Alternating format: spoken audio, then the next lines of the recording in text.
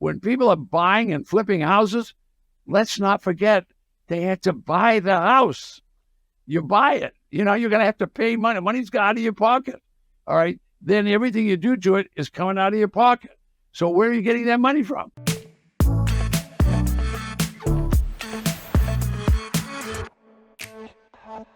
Hey, thank you for joining us, and welcome to Why Flipping Houses is a Bad Idea. Now, we're here with Ted Thomas, who is, of course, the authority on tax lien and tax deed investing. So this is kind of funny, Ted. Maybe you can start by just explaining to us, what does it mean to flip a house? Well, I don't know that it's defined maybe it is in Wikipedia or something, or the dictionary, but basically a lot of people watch television, they see a person buy a house and then sell it relatively quickly, and they call that flipping a house. Or some people they go to a foreclosure auction and then they sell it quickly.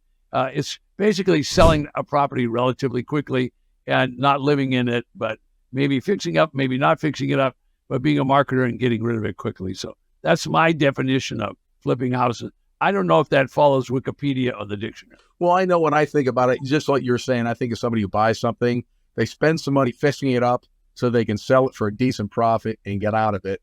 But let me ask you, how does that strategy, how does that relate to what you do a lot, which is just tax deed investing? Well, you can flip houses and make money, but you're going to have to be a savvy investor to do that. You're not going to decide that you watch one infomercial and watch one person so-called buy a house and then resell it or flip the house. There's a lot to learn before you could flip a house. But let me tell you, the thing that stops most people from flipping houses, it costs a lot of money. You have to buy the house first. So you're going to buy that house, and then you've got to decide what the needs are. For example, does it need a new roof? Does it just need to be painted? Does it need a kitchen or a bathroom? I mean, is it in sellable condition or something like that? So if you haven't thought that out thoroughly, and you haven't thought about the location and know that location is, let's not say it's hot, but it's reasonable, and there's lots of locations that are reasonable, but there's also locations that you don't want to buy anything there. You might not even want to be given anything there because you couldn't get rid of it. So this location you don't want. So being a property flipper is not something that's easy. You're going to buy the property. All right. Now you have to understand after repair value. And a lot of the real estate people say the ARV value, A-R-V, after repair. Now the after repair value, I mean, these things can make you really nervous, because you're not going to fix a kitchen up for, $2,000. It's going to be $10,000 to $25,000. You're not going to fix a bathroom up for $500. It's going to be $2,000 or $5,000. All right. Now you don't have to take my numbers. What you can do, you can subscribe to magazines, books, internet systems that will tell you exactly what it costs to replace all this stuff. So when you have to replace all that, unless you're the one that wants to do it. Now, if you're the one that wants to do it, now you've got all this time to do it. So you bought it today, and it's going to take you working weekends for the next 26 weeks. I don't know what it's going to take. I mean, I'm not in that business. I like to buy tax defaulted property because I know what I'm going to get. I'm going to get a used and abused property. I can sit there before I even buy it. I can't go in it. So I can sit there and say, all right, I need a roof. I need a paint job. I need this. I can figure out all my costs. And then what I'm going to do, I want to buy it at the lowest price possible. I make all my money when I buy it. The day I buy it, I know how much money I make because I know what I'm going to sell it for. I already know what I can sell for and who I'm going to sell it to. So we can talk about that too. So I'm not negative on flipping. A lot of people want to do it. They think it's easy street. They've been watching a lot of television, and that's really not the place to learn how to do this business. This is nitty-gritty work with your hands business. We're flipping houses. You shake hands with one of those guys one day. Just shake hands. It's like shaking hands with sandpaper. These are working people. They're working people. Well, it's funny. I've had some friends who've done that, and they're handy with themselves, and they did the work themselves, and they made some okay money. But and I know when you talked about your tax deed, I know you mentioned it's sort of your buy low, sell low strategy. So it seems like these are the two options people have: either buy the house, flip it, meaning fix it up, sell it for this much, or the buy low, sell low. So let's consider those. So I know you mentioned beyond the cost of the investment you have to make to flip a house, to fix it up, is that time element it takes to do it. Could you maybe talk a little bit more about that and what people should expect? What the market is missing, I've been involved in the sales of used and abused properties for more than 30 years. And the big missing piece, it's a big missing piece for people in business, is they don't understand and respect the fact that marketing and sales are important. And so they don't learn that skill, and they don't learn the skill of using media to get the property sold. So they're very good at putting in a new kitchen. They're all done. It looks beautiful. All right, new bathroom looks beautiful. They painted and cleaned it. Now you got to sell it. How are you going to go to sell it? Well, there's a large brokerage community that's willing to help you. So I suggest they use those agents, realtors, and brokers. They should definitely do that. But it takes more than that in this marketplace, a lot more than that. And so people that understand selling understand they're going to have to use media. Now, what's media? Well, media is a sign in the front lawn, for example. Media is using the MLS. Media is using Craigslist. It's using Zillow. It's using, I think I said eBay. It's using Trulia. It's using every electronic site that's available, Facebook Marketplace. In other words, you have to let the whole world know about it. In one of our classes that we teach, I have one woman's one of my coaches, and what she does to sell her property is she uses giant banners. I mean, her banners are 15 foot long and 4 foot tall. I mean, half the neighborhood turns out to see her banner. Okay, but she's marketing the property. Traffic's going by, they see that. They don't see this little sign this big on the front lawn. And so it's more than just flipping the property. Yes, you're going to have to understand what that location is. Yes, you're going to understand the after repair value. And so then if you didn't have your exit strategy all established, you're in trouble, because now you might have overpaid to do all your fix up. And how are you going to sell it? You're going to lose your assets if you aren't really careful. Now, there's a lot of places to make mistakes. I'm not saying everybody shouldn't do this. I'm saying it's not a piece of cake like you see on television. So on television, it's a 29-minute program, and you see this house, and then you see a pretty woman. She comes out and she talks to you. Wow, she's attractive, and she's very articulate. And here comes her husband, and he's all tucked in and looking good. He's got some boots on, and he's got a bunch of tools around his waist. Next thing you know, they're knocking down fireplaces with the sledgehammers. They're cutting holes in the wall, and concrete's going in, and paint's happening, and all of a sudden they're decorating, and it's a mini mansion. Well, who paid for all that? So someone had to buy the house, then they had to pay for all that. Man, you got a big investment. I don't know how to do all that. I want to buy it at the auction. I want to sell it. I want to get my money back right away. I want to buy it, and I want to sell it to someone that knows how to paint and clean, or someone that knows how to renovate, or someone that knows how to sell. I want to buy it and then quickly resell it. Now, I'm not going to make as much money as some people talk about, but if I can make $25,000, $50,000, Dan, how quickly can you sell your tax lien or tax deed property? Like from the day you bought it, and obviously it's all different, but on average, how quickly then do you make the sale? I try to sell it the day I'm buying it. I mean, I just want to sell it. I'm not trying to get a big inventory of used and abused houses. I want to go to the auction, and I want to buy something I think I can sell quickly. I'm not in the long-term hold business. And if I am in the long-term hold business, then I'm probably going to do installment sales to sell it. So some properties, they look like they need a Band-Aid. Hopefully they do, maybe fix the roof, a Band-Aid. But a lot of these houses, they look like they need a Band-Aid, but you got to do major surgery. I mean, like, cardiac arrest, you're fixing everything, bathrooms, kitchens, this, that, and the other thing.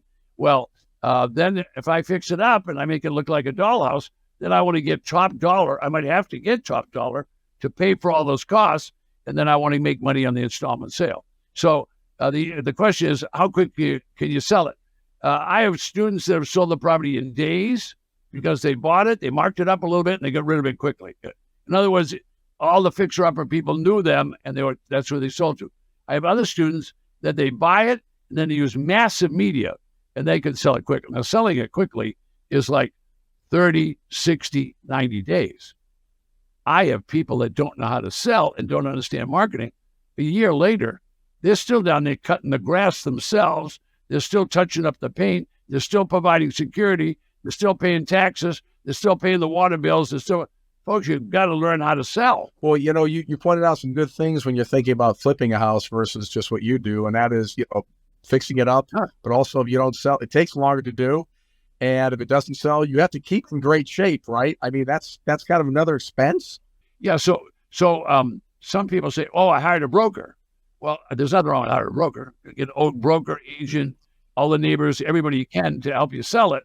But if the broker's not motivated to sell the property because it's something special, then you better be helping with the marketing. You better be helping sell. Somebody say, "Oh, I don't want to pay the broker if I got to do all the marketing." Folks, forget about whatever rule you learned somewhere else. Ted's telling you, you've got to be a marketer. You've got to understand media, and then you're going to be successful in that business. Anybody that's flipping houses that doesn't understand media and doesn't understand marketing is not going to be flipping houses very long. I'll tell you, obviously everybody knows the housing market can be really, really unpredictable. Could you talk about that fact and how that can affect either positively or negatively flipping a house? And then how does that affect your buy low, sell low philosophy and strategy? Okay. The market affects everything. So the economy, whatever the politicians are doing, is affecting your market and the market itself. So in real estate, when the interest rates just go a half a point or a point, the whole market slows down. We have had it go, when I say a point, I mean 1%. All right. We've had mortgage rates currently go up 3 and 4 points over the past year. So maybe what was a 2% loan now is a 6 or 7% loan. When you get a 6 or 7% loan, there's so many people that don't even qualify. So now you get people that aren't qualified. All right. So you can't sell to those people unless you're willing to be the banker. All right. And I'm willing to be the banker, but most people aren't. They want the cash because they're trying to survive. And so I'm going to tell people, you got to know what the market is. You've got to know what your location is. You got to buy it right. When people are buying and flipping houses, let's not forget they had to buy the house. You buy it. You're going to have to pay money. Money's out of your pocket. All right. Then everything you do to it is coming out of your pocket. So where are you getting that money from? Well, something you said earlier, Ted, kind of is bringing this all together in my own head, and that is how long it takes from the time you buy, fix up. Yeah, we're talking flip houses. How long it takes to buy, fix it up, market it, and sell it. And yeah, as unpredictable as the housing market is, with the interest rates going up or down, you might get stuck with something, right? Versus your strategy of buy low, sell low. It's quick. Well, that doesn't mean that I'm not going to get stuck. I can get stuck too. If the market comes down, everybody drops out of the market when it comes down. So I might get stuck too. However, if I bought the property at close to the back taxes, I'm in it at a good price, okay, then I can sell at a good price. I've got a better chance. Okay. So let's just look at the overall marketplace in the United States and the world. Okay. There's three retailers that always do well. They always do well. Walmart's one of them, Costco's the other one, and Target's the other one. Why do they always do well? Because they all follow the same formula. Some are better than others, but they follow the same formula. They try to buy it low, then they try to sell it low. Now, I didn't say they didn't make big profits. They do, because they buy overseas, they buy at low prices, they buy in bulk, they have good business operations, they pay attention to everything that's going on in their store and their parking lots, and they advertise, so they understand marketing, they understand sales, they understand exit strategy. So Walmart understands the exit strategy. They know if they buy it here, there's a consumer market here in their store.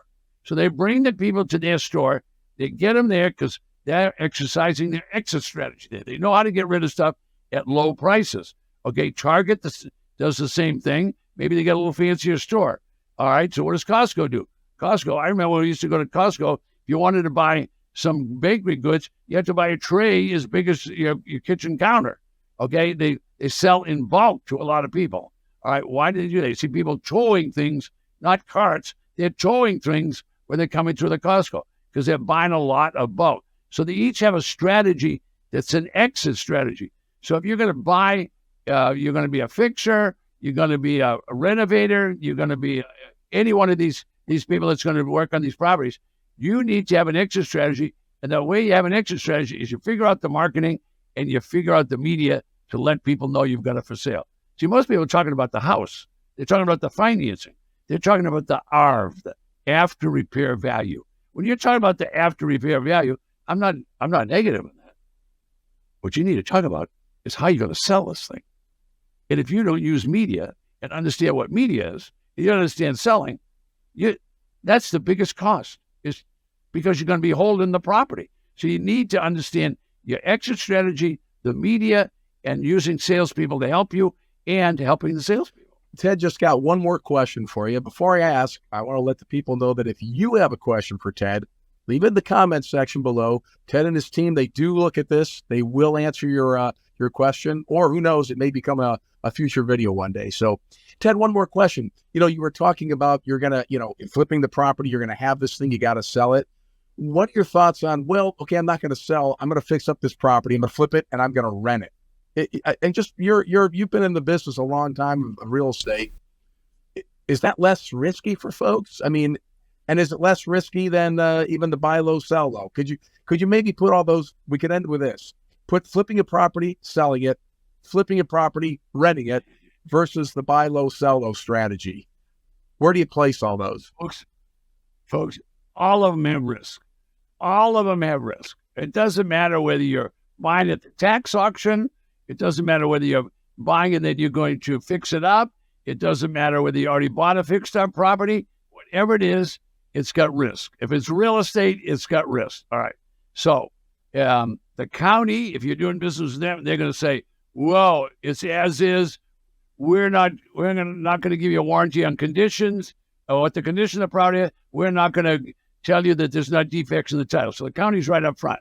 All right. Anybody else that's selling your property, you don't know what the condition of that property is. If you're getting a deal on it and you want to inspect it and you understand all that, you can ask everybody that's ever done a property. When they go in there and start fixing it, they find other things wrong. That's risk. That's going to cost you money. So you have to have a plan. Your plan is get the lowest price you possibly can, do the best job you can of inspecting the property. But if you're walking around and you're brand new in this business, you're walking around, you have no idea what to look for. All right. You better partner up with someone that does know what to look for.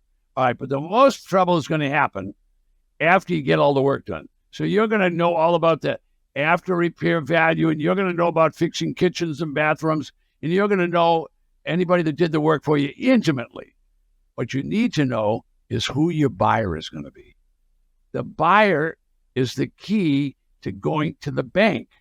Anybody can buy real estate. Okay. And if you're buying property that needs to work, you're taking a risk. You've got to figure out all the ways you can to eliminate risk. So how did I eliminate risk? I'm not any more genius than you are.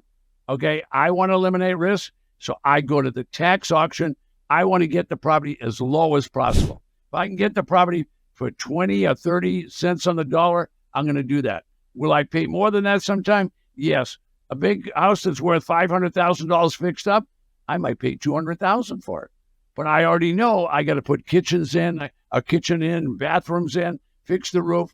I know how much money. But if I've got $250,000 to work with on the other end, because I figured out my exit strategy, I can do that. So if you don't have an exit strategy, God, don't buy it. Just don't buy it. Don't think that you can estimate costs. You can't. The pros get killed on it.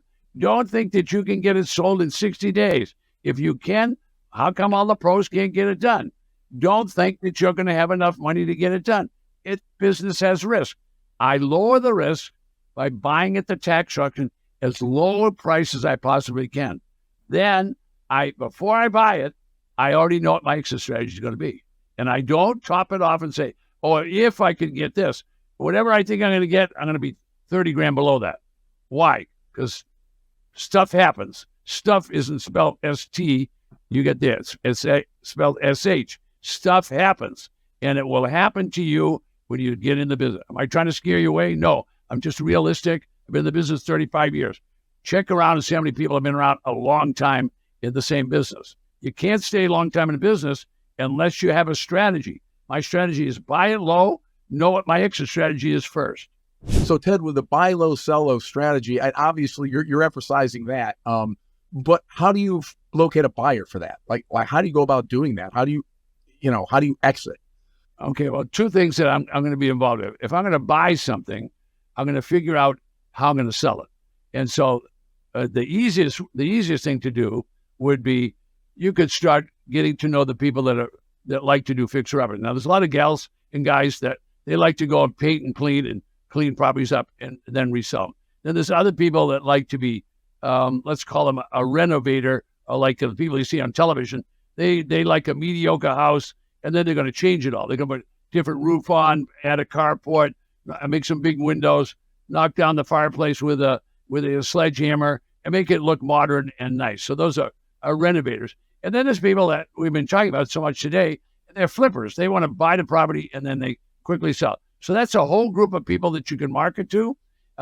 So I'm when I get a property, my number one priority as soon as I get it is I start marketing it. So I do a lot of things. So I use a lot of media. So if I'm going to sell, I'm going to use a lot of media. I'll use a multiple listing. I'm going to use eBay. I'm going to use Craigslist, use Zillow. I'm going to use Facebook Marketplace. You're getting the idea. I'm going to put signs.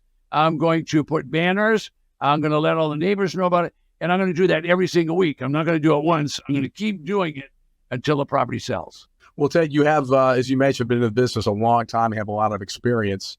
If some of the folks watching want to learn a little bit more about, how you assess a location and what you think about in terms of an exit strategy, and even how to find auctions. I know you have like an introductory class that just gives them a little overview of everything. Maybe you could tell the folks about that. Well, experience is everything, in my opinion. The days before the computer, and even though the computer is here, there's a lot of people that take apprentice training, and then an apprentice, they graduate and become a journeyman, then they finally become a master. What we do is we want to introduce people to this, and we don't want to introduce it like a television program that's going to say, buy it today, and 29 minutes later, you're going to be rich. We're not going to do that. So what we do is twice a month, we have a 6-hour virtual workshop, 6-hour virtual workshop. And we bring in our coaches and our people that are successful, and we have them talk about how they made deals, how they found it, how they bought it, what they did.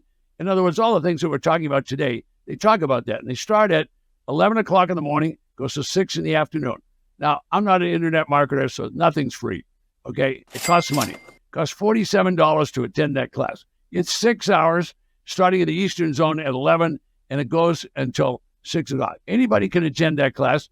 They can go below me, and they can actually, when they do go below me, they can see our auction calendar. We'll finish by telling you about that. So there's an auction calendar below me that will show you where a whole United States, there's all 3,000 counties, they all have auctions, and you can electronically go to any one of those auctions. So if you can see the white circles on this map, all right, now the counties with small populations, they're going to have hundreds of properties.